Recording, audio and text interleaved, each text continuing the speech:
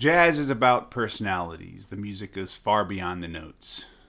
On this day in jazz, July 6th, 1961, two of the biggest personalities of the big band era and two of the longest running big bands meet in studio for the first time, the Count Basie Orchestra and the Duke Ellington Orchestra. Ellington was always looking for the most interesting musical personalities, with Bubber Miley on trumpet and tricky Sam Nanton on trombone back in those early days, both masters of the plunger mute techniques that make those instruments talk. Ellington, one of America's greatest composers, wrote for individual voices, not just for the instrument. In fact, his parts were not marked by the instrument, but by the player's name. Basie's band comes from that Kansas City tradition of more riff-based ensemble playing with the soloists as the focus. As time went on, though, that band was relying more on arrangements, and the relaxed, light swing of those early years gives way to a hard swinging, disciplined, and brassy sound, and that's the band we hear on this recording. These two band leaders had a great respect for each other. Basie says of Duke, "Why, it was a thrill, a pleasure, and an honor just standing there and discussing things with this great man."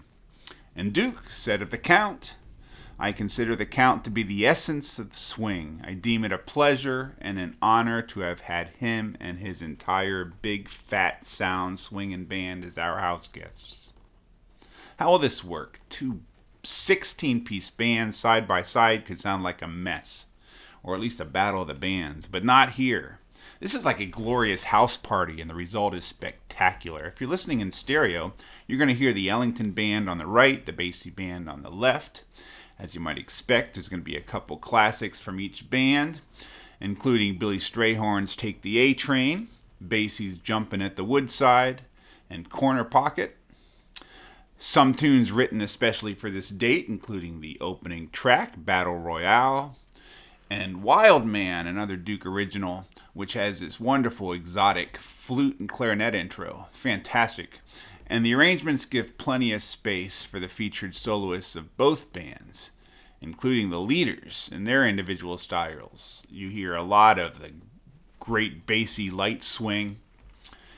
And you also hear Johnny Hodges, Ray Nance, Cat Anderson, and many others. So if you like big band music, you will not be disappointed in this.